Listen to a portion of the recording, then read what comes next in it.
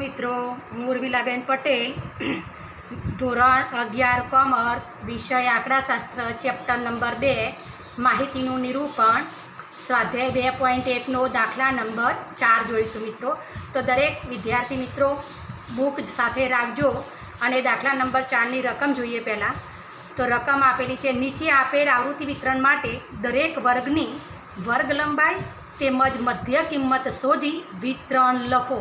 તો મિત્રો, અહીંયા વર્ગ અને આવૃત્તિ આપેલી છે.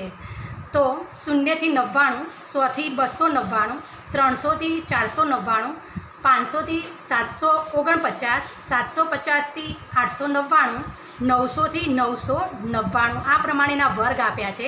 હવે આવૃત્તિ આપી છે 10, 12, 14, 16, 8 અને 10. તો મિત્રો, આપણને ખબર છે વર્ગ લંબાઈ અને મધ્ય કિંમત શોધવાની છે. તો વર્ગ લંબાઈનું સૂત્ર શું છે? તો આપણે આગળ જોઈ ગયા છે, ઉધ્વસીમા બિંદુ માઇનસ અધસીમા બિંદુ. મધ્ય કિંમતનું સૂત્ર શું છે? તો અધસીમા બિંદુ પ્લસ ઉધ્વસીમા બિંદુ ભાગ્યા 2. તો મિત્રો, પહેલાં આપણને વર્ગ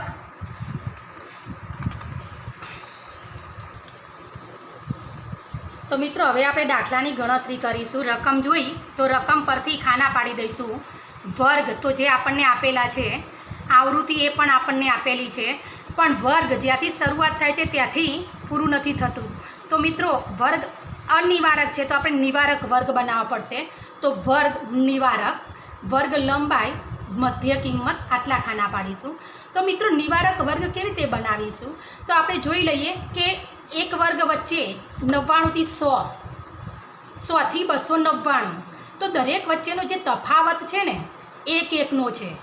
તો 1/2 બરાબર 0.5 તફાવતથી આપણને આગળના વર્ગમાં ઉધ્વસીમામાંથી 0.5 બાદ કરીશું અને અધસીમામાં 0.5 ઉમેરીશું, એટલે આપણને નિવારક વર્ગ મળશે. તો એ ઉપરથી અહીંયા 0 છે તો -0.5, અહીંયા 99 છે તો ઉમેરીશું -99.5.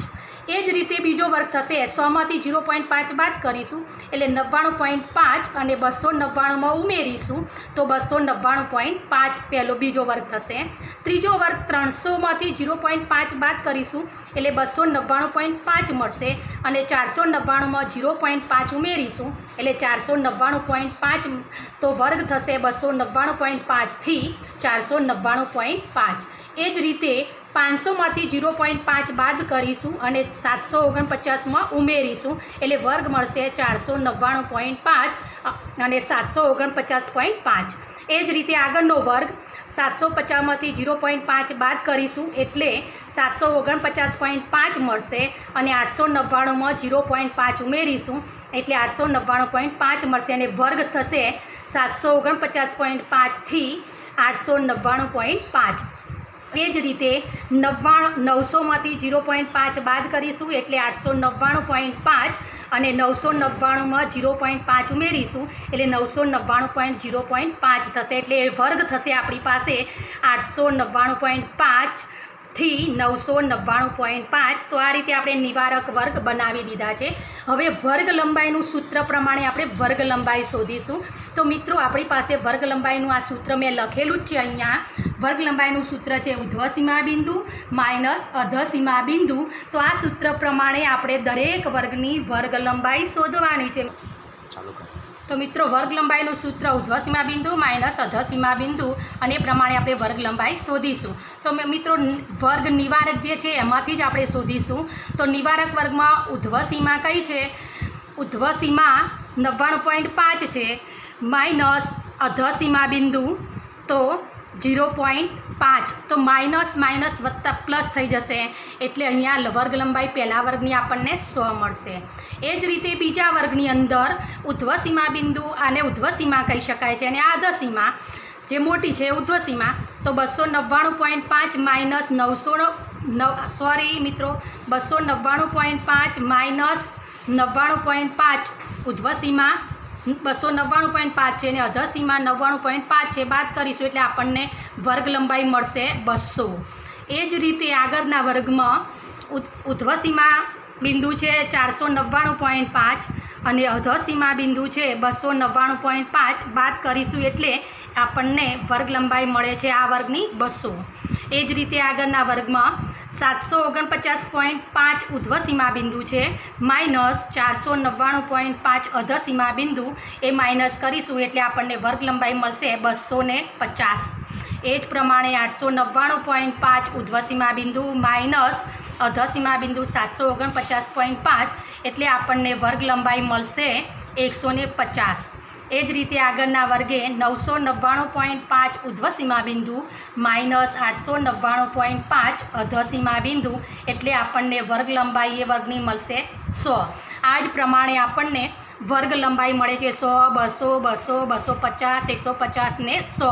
તો મિત્રો વર્ગ લંબાઈનું સૂત્ર ખાસ યાદ રાખવું. ઘણીવાર 1 માર્ક્સમાં પણ પૂછાઈ શકે છે ટૂંકા પ્રશ્નોમાં. તો વર્ગ લંબાઈ બરાબર ઉધ્વ સીમા બિંદુ માઇનસ અધ સીમા બિંદુ. મિત્રો સૂત્ર આવડતું હોય તો વર્ગ લંબાઈ સરળતાથી આપણે શોધી શકીએ છીએ. એ જ રીતે મધ્ય કિંમત આપણને આગળ શોધવાની છે. તો મધ્ય કિંમત છે એ શોધવા માટે આપણને સૂત્ર આવડવું જોઈએ. તો મધ્ય કિંમતનું સૂત્ર છે અધ સીમા બિંદુ પ્લસ ઉધ્વ સીમા બિંદુ અપોન 2. તો આપણી પાસે અધ સીમા બિંદુ પ્લસ ઉધ્વ સીમા બિંદુ, તો પહેલો વર્ગ અધ સીમા બિંદુ છે માઇનસ 0.5 પ્લસ ઉધ્વ સીમા બિંદુ છે 99.5 અપોન 2 એટલે આપણને મળશે 49.5. એ જ રીતે આગળની પ્રોસેસ કરીશું. તો આપણી પાસે છે અધ સીમા બિંદુ 99.5 પ્લસ 299.5 એ બંનેનો સરવાળો ભાગ્યા 2 એટલે આપણે મધ્ય કિંમત મળશે 199.5. એ જ રીતે આગળ મધ્ય કિંમત અધ સીમા બિંદુ છે 299.5 પ્લસ ઉધ્વ સીમા બિંદુ છે 499.5 બંનેનો સરવાળો અપોન 2 એટલે આપણને એ વર્ગની મધ્ય કિંમત મળશે 399.5. એ જ રીતે આગળના વર્ગની મધ્ય કિંમત બરાબર અધ સીમા બિંદુ 499.5 પ્લસ 749.5 અપોન 2 એટલે એ વર્ગની મધ્ય કિંમત મળશે 624.5.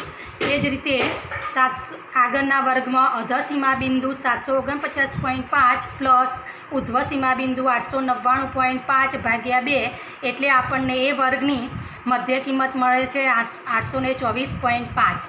એ જ રીતે આગળના વર્ગમાં અધ સીમા બિંદુ 899.5 પ્લસ ઉધ્વ સીમા બિંદુ 999.5 ભાગ્યા 2 એટલે આપણને એ વર્ગની મધ્ય કિંમત મળે છે 949.5. તો મિત્રો આપણે વર્ગ લંબાઈ શોધી, મધ્ય કિંમત શોધી અને આવૃત્તિ વિતરણ માટે નિવારક વર્ગ પણ લખ્યા. તો આપણી પાસે જે માગ્યું છે એ પ્રમાણે દાખલો ગણીએ તો આ દાખલો 3 માર્ક્સમાં કે 5 માર્ક્સમાં પરીક્ષામાં પૂછાઈ શકે છે. તો સૂત્રો પહેલાં તૈયાર કરવા, પછી આ ફોર્મેટ પ્રમાણે ખાના પાડવા અને આ રીતે દાખલો ગણીએ કે જેથી આપણને પૂરેપૂરા માર્ક્સ કવર કરી શકીએ. થેન્ક યુ મિત્રો.